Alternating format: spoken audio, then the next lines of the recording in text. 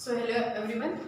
आज की क्लास में हम लोग हैलोजन डेरिवेटिव का लास्ट पार्ट जो हमारा बचा है that is uses and environmental effect of some polyhalogen derivative. ठीक है, ये हम लास्ट पार्ट पर पहुंच चुके हैं। ये यूजेस वाला पोर्शन है पॉली हैलोजन डेरिवेटिव। उसमें हमारा है सबसे पहला आता है methylene dichloride. Methylene dichloride is nothing but for CH2Cl2। ठीक है ना, CH2Cl2, this is methylene dichloride. and what is IUPAC name of this same? That is dichloromethane। Dichloromethane. ठीक है, C1 कार्बन एटम पर ही है, दैट्स व्हाई 1 डाइक्लोरो लिखने की जरूरत नहीं होती है। It is dichloromethane. Dichloromethane, are you getting that? This is dichloromethane. अभी इसकी यूजेस में देखिए, it is a colourless volatile liquid. एकदम कलरलेस होता है। ओलाटाइल होता है, ओलाटाइल मतलब जल्दी वैनिश हो जाता है, जैसे पेट्रो ओलाटाइल है, हाईली ओलाटाइल। उस तरह से ये भी जो होता है ना, it is colourless volatile liquid with what moderately sweet aroma. कुछ थोड़ा सा स्मेल होता है उसमें, aroma type order it is having. So it is a colourless volatile liquid with moderately sweet aroma. ठीक है, then next it is used as a solvent. It is used as a solvent in most of the chemical reaction. काफी सारे chemical reaction में it is used as one of the solvent, important solvent करके ये use होता है। And it is used as a propellant in aerosol.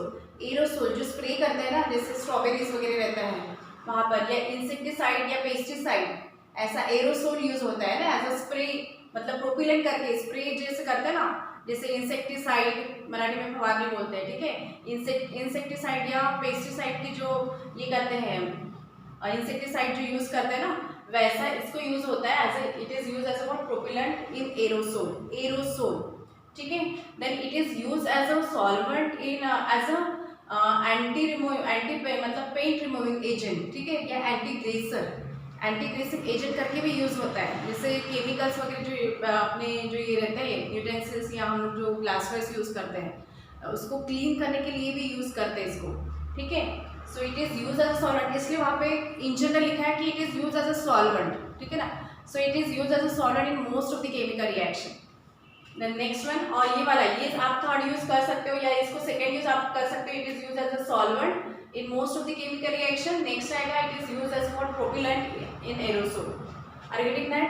फिर इसके side effect क्या होते हैं? ठीक है, on exposure to light, on exposure to heat it causes, मतलब इसके ज्यादा कांटेक्ट में आने से क्या होता है? It causes dizziness, fatigue, nausea, headache, numbness and weakness. ठीक है, these are the side effect. Environmental effect या साइड इफेक्ट हम लोग बोल सकते हैं। इसके ज्यादा कांटेक्ट में आने से क्या होता है? कॉजेस डिजीनेस मतलब चक्कर आना। ठीक है, फटीग, ठीक है, फटीग मतलब थकान जो होती है, थकवा जो बोलते हैं। ठीक है, नॉशिया आता है बहुत। ठीक है, देन नेक्स्ट वन हेडेक आप लोगों को पता है। नमनेस आता है कि फिंगर्स में वगैरह, नमनेस। वीकनेस लगता है ज्यादा एक्सपोजर होने के, व्हेन इट एक्सपोजर मतलब इसका ज्यादा एक्सपोजर होने की वजह से causes for dizziness, fatigue, headache, numbness, weakness etcetera. ठीक है, इट इज हाईली डेंजरस, बहुत ज्यादा डेंजरस है when it comes in direct contact with eye. It affect the eye. ठीक है ना, ये यदि आई के डायरेक्ट कांटेक्ट में आता है तो इट में डायरेक्टली डैमेज द कॉर्निया। ठीक है, इट कॉजेस व्हाट मतलब इट कॉजेस आई इरिटेशन भी, आई इरिटेशन ये करता है, और it causes when it comes in direct contact with eye then it damages the cornea. This is all about what? Methylene dichloride. ये methylene dichloride की uses से, methylene dichloride मतलब dichloromethane. Are you getting that? Next one, next हम लोग पढ़ते हैं chloroform. Next use है हमारा क्लोरोफॉर्म का। क्लोरोफॉर्म क्या होता है? उसमें उसकी प्रॉपर्टी और यूजेस दोनों डाला हुआ है। ठीक है ना, so it is a colourless liquid with peculiar sweet smell. ठीक है, पिकुलर स्मेल होता है इसका। ठीक है, स्वीट स्मेल होता है, जो पंजेंट रहता है। पंजेंट मतलब इरिटेटिंग वाला रहता है, वो अलग होता है पंजेंट। ठीक है, जिसको हम लोग मराठी में सोमदाना बोलते हैं। और इसका प्लीजेंट रहता है, अच्छा मतलब थोड़ा। ठीक है, पिकुलर स्वीट स्मेल, बट इसको इनहेल नहीं करोगे। आप लोगों को पता है क्लोरोफॉर्म क्या होता है। Then it is used to prepare what? Chlorofluoromethane, as chlorofluoromethane, which is used as a refrigerant, R22, chlorofluoromethane, chlorodichlorodifluoromethane, काफी सारे जो ये यूज होते हैं। कौन से? फ्रियॉन हम लोग बोलते हैं। फ्रियॉन जो refrigerant, coolant, as a coolant use होता है ना रेफ्रिजरेंट में, तो वो प्रिपेयर करने के लिए क्लोरोफॉर्म का यूज होता है। ठीक है, these are use as a coolant refrigerant में, क्लोरोफ्लोरोमीथेन। उसके साइड इफेक्ट भी, एनवायरमेंटल इफेक्ट भी आप लोगों ने स्टडीज किया होगा, तो उसके इफेक्ट भी आप लोगों को मालूम है। That may causes what? Ozone layer depletion in terms, वो तो आएगा हमारा आगे। फ्रियॉन के प्रिपरेशन में आता है। So it is used in preparation, used to prepare what? Chlorofluoromethane, which is used as a refrigerant. ये अलग अलग रेफ्रिजरेंट होते हैं, जैसे इसका नोटेशन दिया हुआ है R22 वाला, ठीक है ना, R22, जिसको क्लोरोफ्लोरोमीथेन को ही डिजिग्नेट किया है एज R22, ठीक है. Then it is use as a solvent for extraction of natural products like gums, fats and resin. Means we can say that it is use as a solvent in most of the chemical reaction, हम लोग बोल सकते हैं, या during preparation of what this products like gums, fats, resin. Gums, fats, resins वगैरह इनका जो production होता है, इनकी जो रिएक्शंस होती हैं, उनके एक्सट्रैक्शन में या उनके प्रिपरेशन में इसका यूज होता है, यूज एज अ सॉल्वेंट, ठीक है. नेक्स्ट रहेगा fourth use, it is use as a source of dichlorocarbenes. इससे आपके कार्बिन्स और नाइट्रस एंट्रेंस वालों ने पढ़ा होगा, ठीक है. जैसे फ्री रेडिकल्स वगैरह होता है, वैसे ही ये हाईली एक्टिव स्पीसीज होते हैं, शॉर्ट लिव्ड स्पीसीज होते हैं, बट फिर भी, ठीक है. So it is use in preparation of, या it is use as a source of dichlorocarbenes. Dichlorocarbenes जो है मेनली मिलता है क्लोरोफॉर्म से, ठीक है ना. So these are the uses of what? Chloroform. Chloroform it is mainly use in the preparation of what? Coolant, मतलब क्लोरोफ्लोरोमीथेन, which is used as a refrigerant, जो कि as a refrigerant use होता है, ठीक है, R22. Then it is used as a solvent for extraction of fats, gums and resin. इनके extraction में as a solvent use होता है. Then it is used as a source of dichlorocarbon. Dichlorocarbene का जो प्रोडक्शन होता है, उसका source ये यूज होता है, source as a source of dichlorocarbene, मतलब ये प्रोड्यूस करता है. देन इसका साइड इफेक्ट क्या है? It causes the depression on central nervous system. Chloroform के बारे में सबने सुना है, सबको पता है क्लोरोफॉर्म का क्या ये होता है. So it causes what? Depression on central nervous system. Direct central nervous system को इफेक्ट करता है, ठीक है ना.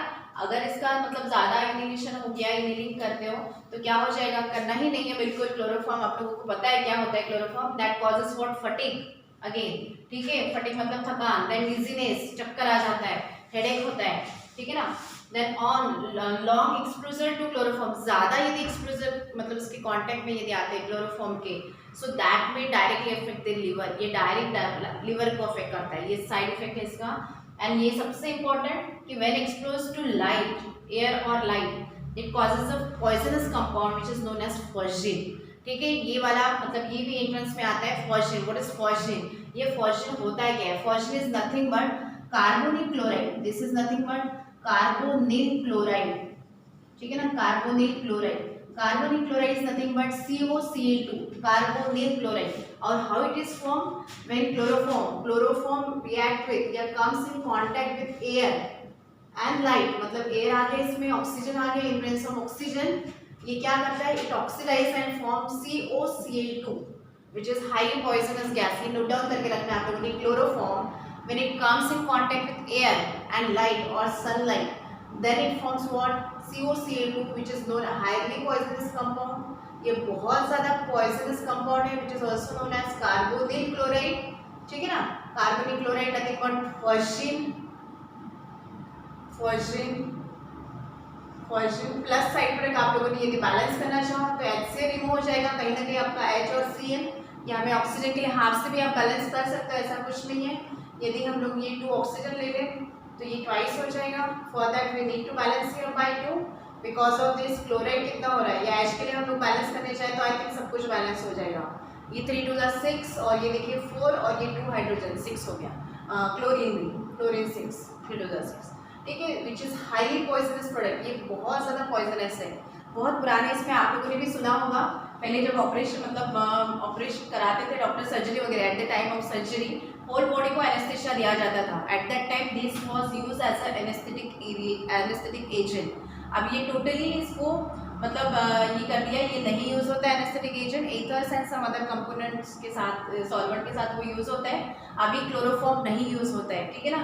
और क्या क्यों नहीं होता है? बिकॉज इट में इजीली ऑक्सीडाइज या इट में easily comes in contact with air and sunlight.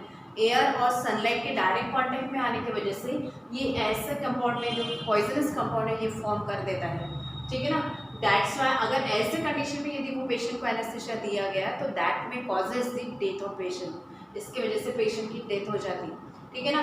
That's why ये नहीं, मतलब ये क्लोरोफॉर्म तो अभी टोटली रिप्लेस कर दिया उन्होंने, बट फिर भी नहीं दिया जाता, मतलब ऐसे इसमें. और in order to prevent the decomposition of this, मतलब ये कार्बोनिल कंपाउंड फॉर्म ना हो, इसीलिए 1% ethanol is added to that. 1% ethanol या ethyl alcohol is added to the water which contain what chloroform या chloroform में 1% ethanol is added in order to prevent the oxidation of this, ठीक है ना। इसको ऑक्सीडेशन प्रिवेंट करने के लिए 1% ethanol इसमें ऐड कर देते हैं और it is always kept in a ambered colour bottle, ठीक है ना।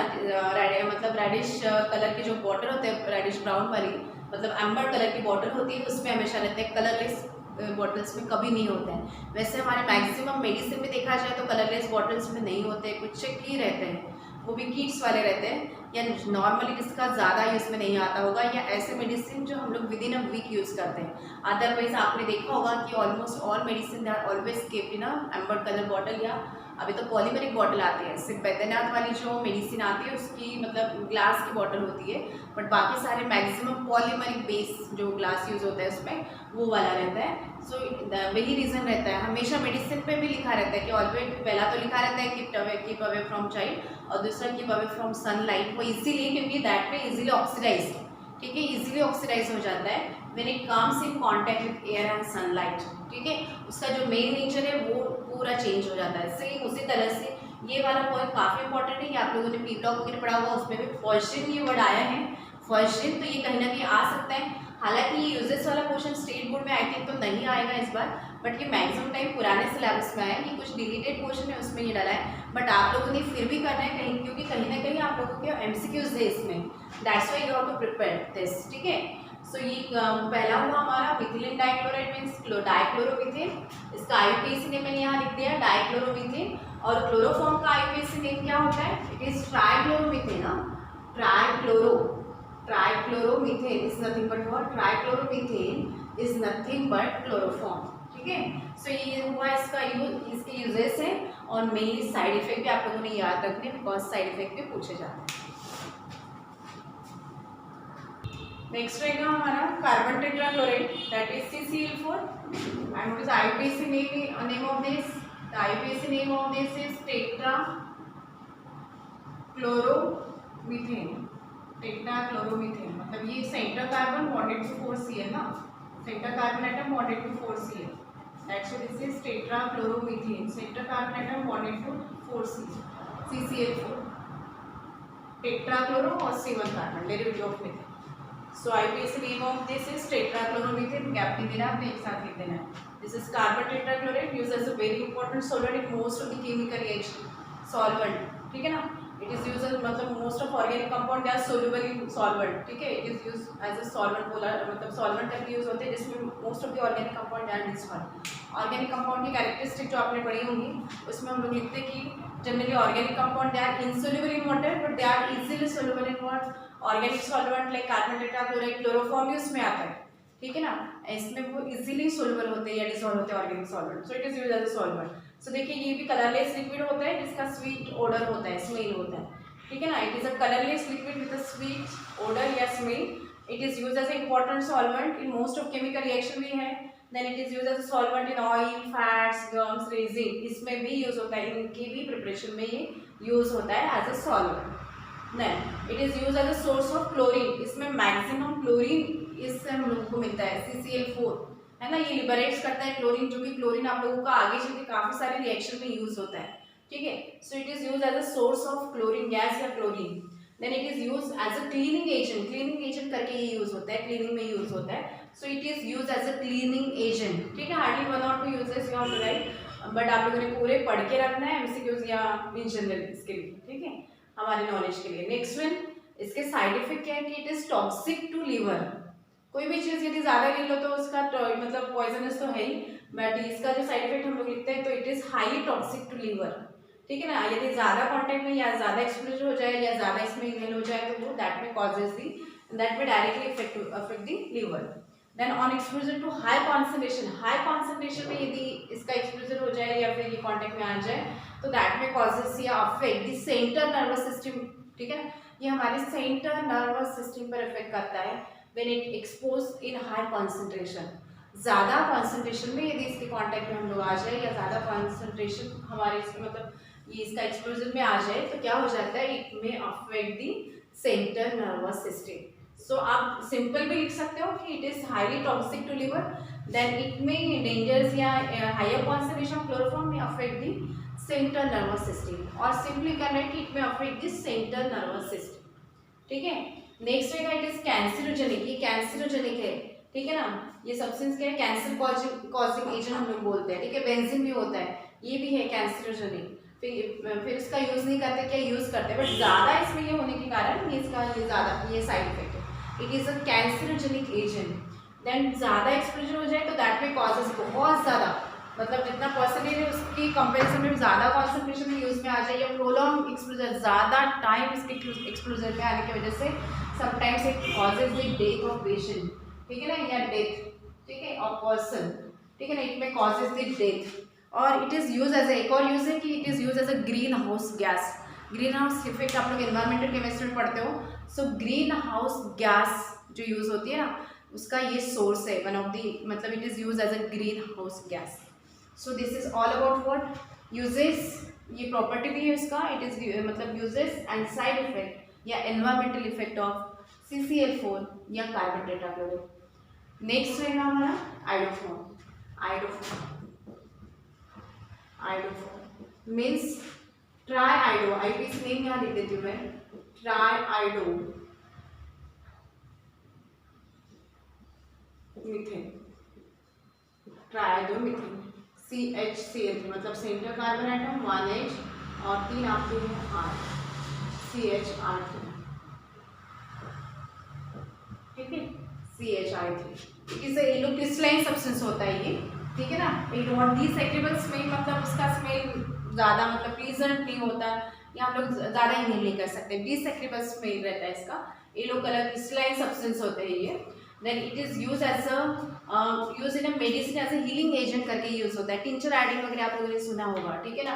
It is use as antiseptic, medicine में यूज होता है, हीलिंग एजेंट, ठीक है ना। कोई भी वुंड वगैरह है उसको मतलब हील करने के लिए ये यूज होता है। It is use as a medicine in healing agent. It is use as a antiseptic, iodoform based ये आती है antiseptic, which are use in dressing of wound, उनको ड्रेसिंग करने के लिए ये यूज होता है, ठीक है ना। So it is use as a antiseptic in dressing of wound, ठीक है। सो आइडोफॉर्म का यूज मेनली आप लिख सकते हो कि it is use as a healing agent. वैसे देखा जाए तो दोनों एक ही है, बट हमारा स्टेट बोर्ड है इसलिए हम लोगों ने ये पॉइंट बढ़ा के लिखे कि it is use as a medicine in healing agent, as a healing agent, and it is use as a antiseptic in dressing of wound, ठीक है। जो भी जख्म खरोच वगैरह आती है उसके लिए ये एंटीसेप्टिक करके यूज होता है। नेक्स्ट इट कॉजेज, इसका साइड इफेक्ट क्या है कि it causes irritation of skin और आईज। जब अप्लाई करते हो स्किन में तो वो इरिटेशन क्रिएट करता है, और आंखों में वगैरह चला गया तो आंखों में भी इरिटेशन होता है। सो इट में causes the irritation of skin, skin में जलन टाइप होती है, आईज में भी सेम, ठीक है। Next it causes the respiratory irritation या ब्रीदिंग प्रॉब्लम, ठीक है। यदि ज्यादा यूज कर लिया जाए तो that causes what respiratory irritation, ठीक है ना। रेस्पिरेशन में भी प्रॉब्लम होती है या ब्रीदिंग प्रॉब्लम क्रिएट करता है, ब्रीदिंग डिफिकल्टी होती है इसकी वजह से। दैट में कॉजेज, दैट में ऑल्सो कॉजेज, इट में ऑल्सो कॉजेज डिजीनेस, चक्कर आना, देन नॉशिया, ठीक है। देन डिप्रेशन है, depression on central nervous system, central nervous system पे इफेक्ट करता है। देन विजुअल डिस्टर्बेंस, मतलब आंखों की इसमें भी मतलब विजुअलाइज करने में भी प्रॉब्लम होती है, तो विजुअल डिस्टर्बेंस इट में कॉजेज। तो ये हुए इसके side effect. So it causes irritation, skin irritation और and eye irritation. Then it में कॉजेज व्हाट रेस्पिरेटरी प्रॉब्लम या ब्रीदिंग प्रॉब्लम, ठीक है। नेक्स्ट इट कॉजेज डिजीनेस, आपको ये पॉइंट आप बढ़ा के लिख सकते हो, इट कॉजेज डिजीनेस या इट कॉजेज हेडेक भी लिख सकते हो, इसमें कोई प्रॉब्लम नहीं है। Depression on central nervous system and visual disturbance, ठीक है। जो देखने का हमारा जो होता है उसमें भी प्रॉब्लम आती है, दिक्कत आती है बिकॉज ऑफ दिस, यदि ये ज्यादा एक्सप्रेस हो जाए तो, ठीक है ना। नेक्स्ट यूज पे हम लोग पढ़ेंगे फ्रीऑन, ठीक है ना। Freon these are the compounds, these are the compounds of what chlorine, ठीक है ना। क्लोरीन, फ्लोरीन कंपाउंड्स, क्लोरीन और फ्लोरीन, मतलब जिसके फॉर एग्जांपल मतलब ये जो फ्रियॉन्स होते हैं ना वो मेनली क्लोरोफ्लोरोकार्बन्स होते हैं, जिसमें क्लोरोफ्लोरोकार्बन्स और commonly use refrigerant, they are commonly use in as a refrigerant करके यूज होते हैं। और ये क्लोरोफ्लोरोकार्बन, इसमें क्लोरीन होता है, फ्लोरीन होता है, इसलिए लिखा है कि these are the compounds of chlorine and fluorine, compounds of chlorine and fluorine. So chlorofluorocarbon or other भी some commonly used या some representative of this मतलब this family या फ्रियॉन के और भी जो एग्जाम्पल्स है जो हमारे मतलब मैक्सिमम यूज में आते हैं वो है डाइक्लोरो, डाइफ्लोरोमीथेन, विच इज मतलब रिप्रेजेंटेड एज फ्रीऑन 12, ये नंबर दिया गया है। Dichloro, difluoromethane, dichloro means what, centre आपका मीथेन ही है, तो डाइक्लोरो बोला जाए तो 2 Cl आ जाएगा, डाइफ्लोरो बोला है तो 2 F, means this is represented as CCl2 और F2, हो गया नहीं? Dichloro difluoromethane that is nothing but what, CCl2 F2, ये एक हो गया। डाइक्लोरो डाइफ्लोरोमीथेन, ये फ्रीऑन्स के मतलब अलग अलग मतलब डिफरेंट टाइप्स ऑफ फ्रीऑन्स है, ठीक है ना। डाइक्लोरो जिसमें क्लोरीन के 2 एटम है और फ्लोरीन के 2 एटम्स है, दैट्स व्हाई डाइक्लोरो डाइफ्लोरोमीथेन, ये मैंने रिप्रेजेंट कर दिया, ये मॉलिक्यूलर फॉर्मूला है CCl2F2, ठीक है, ठीक है। Dichloro difluoromethane which is also known as for freon 12। Then chloro difluoromethane, chloro मतलब क्या आ जाएगा, एक ही Cl है आपका, और डाइफ्लोरो बोला है तो 2 F एटम और बचे हुए एक वैलेंसी में एक H आएगा, तो इसको हम लोग लिख सकते हैं CHClF2, ठीक है। सो क्लोरो डाइफ्लोरोमीथेन, वैलेंसी के कांसेप्ट के अकॉर्डिंग एक फ्री है तो वहां तक आपका एक H आएगा, सो क्लोरो डाइफ्लोरोमीथेन। देन जिसको हम लोग रिप्रेजेंट करते हैं एज R22, मतलब ये इंडस्ट्रियली किया जाता है, R22 काफी यूज में है, एयर कंडीशनिंग वगैरह में यूज होता है, एसीज में यूज होता है, फ्रिजेस में यूज होता है, रेफ्रिजरेटर में, मतलब it is use as a coolant, ठीक है। देन नेक्स्ट ट्राइक्लोरोफ्लोरोमीथेन, ट्राइक्लोरोफ्लोरोमीथेन इसका मतलब क्या रहेगा, ट्राइक्लोरोफ्लोरोमीथेन मतलब सेंटर कार्बन 3 Cl एटम रहेगा और एक फ्लोरो रहेगा, तो इसी को हम लोग लिख सकते हैं CCl3 CF लिख देते हैं हम लोग, CFCl3, अरे ठीक है। सो ये हुआ ट्राइक्लोरोफ्लोरोमीथेन मतलब R11।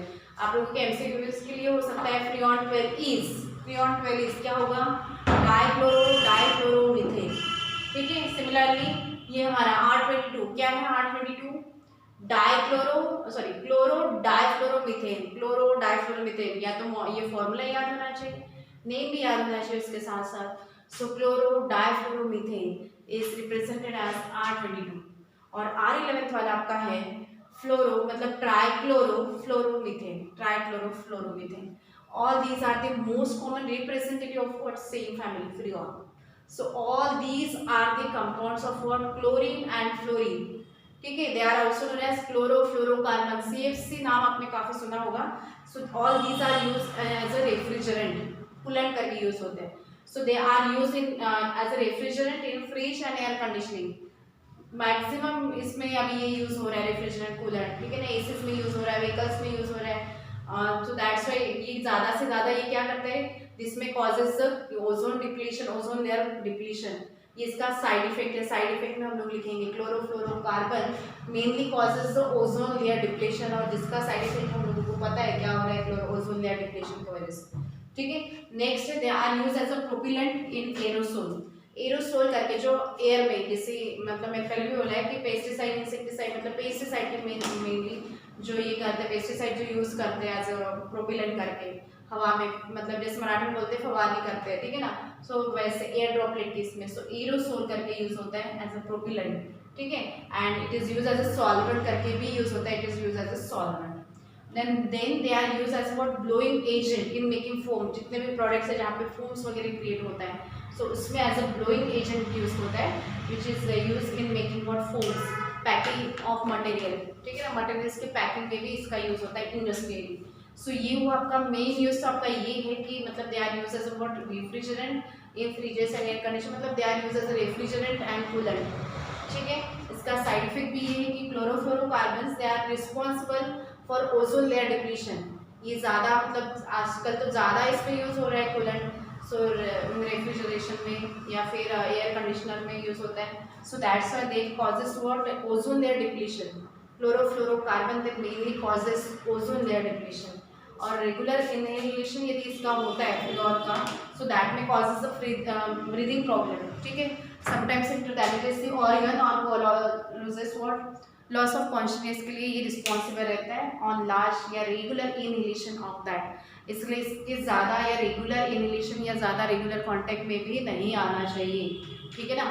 सो ये इसके साइड इफेक्ट है, ठीक है। सो ये हुआ हमारा फ्रीऑन।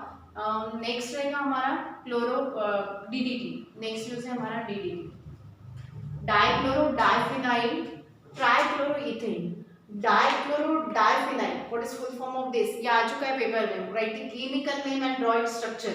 इसका स्ट्रक्चर होता है डाइक्लोरो डाइफिनाइल, मतलब 2 क्लोरीन और 2 फिनाइल ग्रुप रहेंगे, और ट्राइक्लोरोइथेन, डाइक्लोरो डाइफिनाइल ट्राइक्लोरोइथेन। जो स्ट्रक्चर ऑफ दिस, ये मैं बताती हूँ स्ट्रक्चर कैसे ड्रॉ करना है, बट पहले हम लोग इसकी ये पढ़ लेते हैं प्रॉपर्टी एंड यूजेस कि इट इज ये कलरलेस होता है, टेस्टलेस होता है बिल्कुल ही, ठीक है, और ओडरलेस होता है। टेस्ट तो करना नहीं है वैसे तो आप लोगों को, बट ये टेस्टलेस होता है, कलरलेस होता है, क्रिस्टलाइन सब्सटेंस होता है, कंपाउंड होता है, and it is use as a insecticide, ठीक है, it is use as a insecticide DDT, then it is use to kill the insects like house flies, then mainly the mosquito, ठीक है, it is used to kill mosquito, ठीक है ना, use for मतलब it was use, was इसलिए लिखा है क्योंकि अभी ये बिल्कुल भी यूज में नहीं है।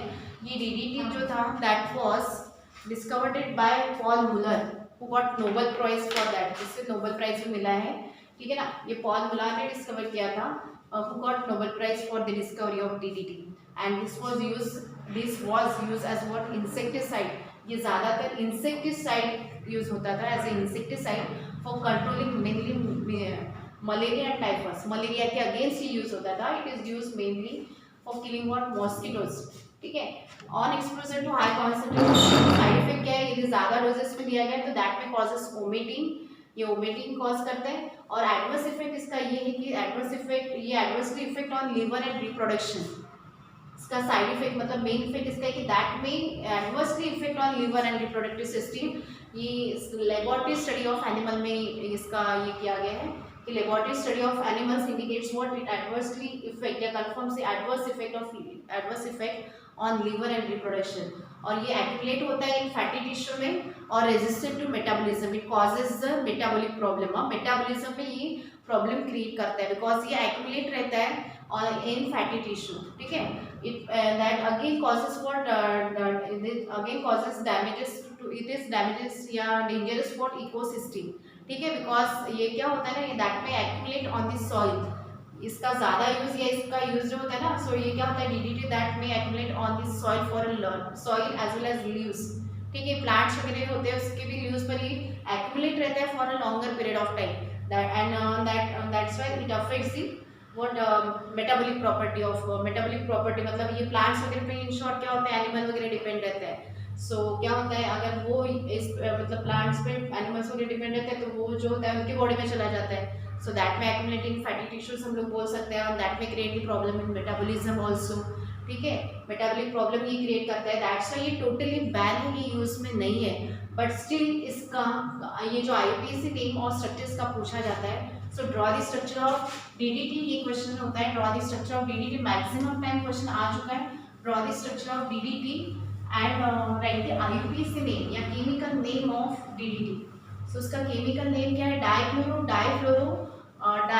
Diphenyl trichloroethane, derivative of ethane actually it is, ठीक है ना, it is an with ethane, dichloro diphenyl बोल सकते हो, या फिर हम लोग बोल सकते हैं डाइक्लोरो डाइफिनाइल मतलब 2 बेंजीन, ठीक है, either can write alternate single and double bond या बॉल लाइक स्ट्रक्चर, ठीक है, ये कार्बन एटम है आपका, ये डाइफिनाइल हो जाएगा, ठीक है, ये डाइफिनाइल और ये डाइक्लोरो, आप इस तरह से भी याद रख सकते हो। ये अगर विद रिस्पेक्ट टू दिस ये पैरा हो गया, पैरा डाइक्लोरो, ठीक है, और ट्राइक्लोरोइथेन बोला है, सो इथेन है मतलब C2 कार्बन एटम पर सेम दूसरे वाले कार्बन एटम पर ट्राइक्लोरो, और ये वैलेंसी फ्री है इसलिए एक H, सो डाइक्लोरो डाइफिनाइल ट्राइक्लोरो और C2 कार्बन एटम है इसलिए ये हुआ इथेन।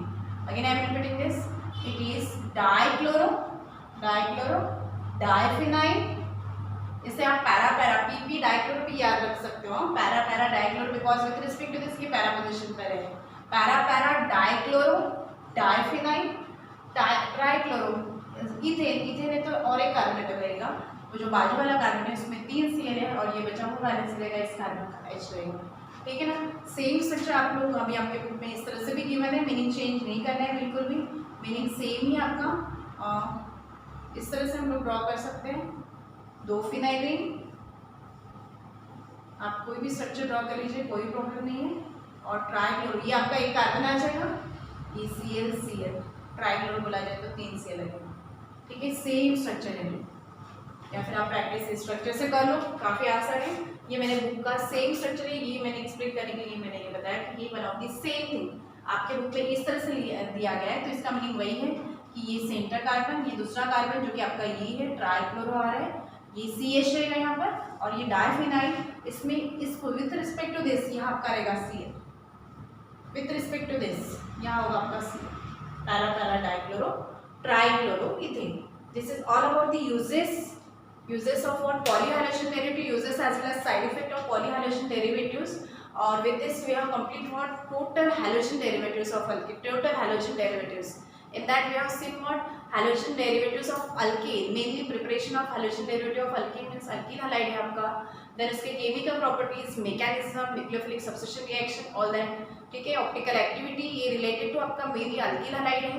देन नेक्स्ट वन है, नेक्स्ट टॉपिक हम लोग ने पढ़ा है अराइल हलाइड। अराइल हलाइड के भी classification right from definition, classification, preparation, uses, ठीक है। प्रिपरेशन पढ़ा हम लोगों ने, केमिकल रिएक्शंस पढ़े हैं, देन उसकी रीजनिंग पढ़े हैं, nature of ARX bond, then why they do not undergoes nucleophilic substitution reaction. वो न्यूक्लियोफिलिक सब्स्टिट्यूशन रिएक्शन नहीं देता है, बट अगर यदि देता है तो actually it undergoes what nucleophilic displacement reaction, but अभी आपके न्यू सिलेबस में डिस्प्लेसमेंट की जगह न्यूक्लियोफिलिक सब्स्टिट्यूशन ही यूज किया है, nucleophilic substitution of para nitro dichloro benzene, जिसका हम लोगों ने रेजोनेंस स्ट्रक्चर हम लोगों ने ड्रॉ किया था। उसमें आप लोगों ने पहले स्टेप में एक चीज़ वहाँ मिस हो गई थी, वहाँ आप लोग नोट डाउन करोगे कि first step is a fast step, first step is a slowest step and it is a rate determining step, ठीक है। वहाँ फर्स्ट स्टेप में आपने रेजोनेटिंग स्ट्रक्चर जो हम लोगों ने बनाया है para nitrochlorobenzene to para nitrophenol जो फॉर्म होता है, रेजोनेंस स्टेबलाइजिंग स्ट्रक्चर हम लोगों ने जो बनाया है para as well as ortho, mainly para अच्छे से करके रखना है, वो हमेशा टेस्ट में आता है। सो देखिए उसके फर्स्ट स्टेप में you have to mention slowest step, rate determining step, आप रेफर कर सकते हो इसके लिए। और बाकी तो हम लोगों ने पूरा मेंशन किया है, बाकी कुछ भी मिस नहीं हुआ है। फर्स्ट लाइन पर इसका स्लो और रेट डिटरमाइनिंग स्टेप वो इसलिए बता रही हूँ क्योंकि वहाँ पे that word carries half mark weightage carry करता है, ठीक है। We have seen certain resonating structure with this, और देन क्लोरोबेंजीन के भी हम लोगों ने पढ़ा है। देन अगर ये न्यूक्लियोफिलिक सब्स्टिट्यूशन रिएक्शन नहीं देता, अगर देता है तो इस तरह से ड्रास्टिक कंडीशन में ही देता है, स्पेशल कंडीशन में। After that we have seen कि यदि ये नहीं देता है तो it undergoes what electrophilic substitution reaction and this ortho para directing effect, वो भी हम लोगों ने पढ़ा है कि how it gives electrophilic substitution reaction. We have seen certain reaction based on that electrophilic substitution. So aryl halide या aryl derivative या एरोमेटिक कंपाउंड जो होते हैं वो मेनली आप लोगों की इलेक्ट्रोफिलिक सब्स्टिट्यूशन रिएक्शन देते हैं, या आगे भी नेक्स्ट वाले लेसन में भी आप लोगों ने याद रखना है। और जो एलिफेटिक होते हैं they undergoes what nucleophilic substitution reaction, इस तरह से आप लोगों ने याद रखना है। और लास्ट टॉपिक ये जो था इसका, ये था यूजेस वाला टॉपिक आप लोगों की इसमें ज़्यादा है नहीं, इसमें लेबोरेटरी टेस्ट और Fischer projection formula, wedge line formula बोला है, वेज लाइन फार्मूला में जो हम लोगों ने पढ़ा है उसका भी शायद डिलीटेड क्वेश्चन में लिखा गया है, configuration of this configuration by using Fischer's formula and wedge formula, but फिर भी आप लोग पढ़ के रखोगे क्योंकि ये आपका JEE entrance point of view काफ़ी इंपॉर्टेंट है। यूजेस में भी आपके काफ़ी एमसीक्यूज है, इसलिए हमारा रिलेटेड क्वेश्चन में बोला है ये यूजेस, फिर भी आप लोगों ने छोड़ना नहीं है, इसको करना है क्योंकि अभी तक बोर्ड में भी, बोर्ड एग्जाम में भी, स्टेट बोर्ड एग्जाम में भी इसमें एमसीक्यूज काफ़ी सारे आ चुके हैं, ठीक है ना। तो इसलिए बिल्कुल भी आप लोगों ने मतलब अवॉइड नहीं करना है, रीडिंग एटलीस्ट मार के रखना है। शायद हो सकता है इसके यूजेस में ज़्यादा ना आए, बट फिर भी आप लोगों ने पढ़ के रखना है क्योंकि ये आपके जेईई एंट्रेंस वगैरह में आपको ये लगेगा ही। एंड स्टार्टिंग क्वेश्चन में हम लोगों ने हेलो अल्काइंस और अरेंज भी पढ़ा है इन जनरल, तो वो भी आप लोग स्टार्टिंग वाला भी क्वेश्चन करके रखोगे। तो ये दिस इज ऑल अबाउट, ये पूरा आपका हैलोजन डेरिवेटिव आज कंप्लीट हुआ है। मैंने इसका असाइनमेंट दे दिया है, आप लोगों ने ये असाइनमेंट सॉल्व करने, क्वेश्चन आंसर पहले तो वो सॉल्व करिए, then try to solve the intext question, उसमें ज़्यादा मतलब आपके इंटेक्स वाले भी क्वेश्चन आ जाएंगे। और पहले आप असाइनमेंट सॉल्व करिए, तो उसके बाद आप लोग बैक साइड वाला भी, बुक के बैक साइड वाला भी एक्सरसाइज आप कर सकते हो। सो this is all about our halogen derivatives of alkene. कुछ भी डिफिकल्टीज या क्वेरीज हो तो आप लोग पूछ सकते हो।